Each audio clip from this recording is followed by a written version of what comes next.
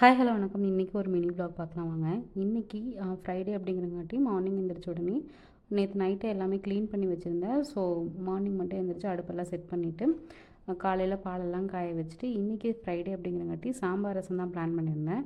So பாலெல்லாம் காய வச்சுட்டு சாம்பார் வைக்கிறதுக்கு ஸ்டார்ட் பண்ணிட்டேன். நான் எப்பயுமே குக்கரில் தான் பருப்பு வேக வச்சுட்டு அதுக்கப்புறமா தாளித்து கொட்டுவேன். நீங்கள் எப்படி செய்வீங்கன்னு சொல்லுங்கள். பட் இப்படி செஞ்சால் ஒரு டேஸ்ட் வரும். அதே மாதிரி பாத்திரத்தில் நம்ம வேக வச்சோம் அப்படின்னா அதில் வர டேஸ்ட் வேறு மாதிரி இருக்கும். மார்னிங் பிரேக்ஃபாஸ்ட்டுக்கு தோசையும் சுட்டு நான் எடுத்துக்கிட்டேன். சாம்பார் இருக்குது அப்படிங்கிறங்காட்டி லஞ்சுக்காக சாம்பார் ரசம் அண்ட் தென் அவரைக்காய் பொரியல் தான் பிளான் பண்ணியிருந்தேன். ஸோ அப்படியே சைட் பை சைட் அவரைக்காய் பொரியலும் ரசமும் வச்சாச்சு. நம்ம நல்லா சமைக்கிறோம் அப்படிங்கிறதுக்கு ஒரே ஒரு டிஷ் மட்டும் செஞ்சால் இதை நம்ம கண்டுபிடிச்சிடலாம் அப்படின்னு சொல்கிற ஒரே விஷயம் ரசம் வைக்கிறது மட்டும்தான்.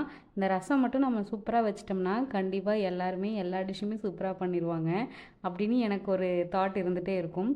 உங்களுக்கும் அந்த மாதிரி தோணுச்சுன்னா மறக்காமல் எனக்கு கமெண்ட் பண்ணுங்கள். இன்றைக்கி ஃப்ரைடே அப்படிங்கிறங்காட்டி ஈவினிங் விளக்கெல்லாம் ஏற்றிட்டு சாமியெல்லாம் கும்பிட்டாச்சு. நான் எப்பயுமே தேர்ஸ்டே அண்ட் ஃப்ரைடே ஃபுல்லாக சாமி கும்பிடணும்னு நினைப்பேன்.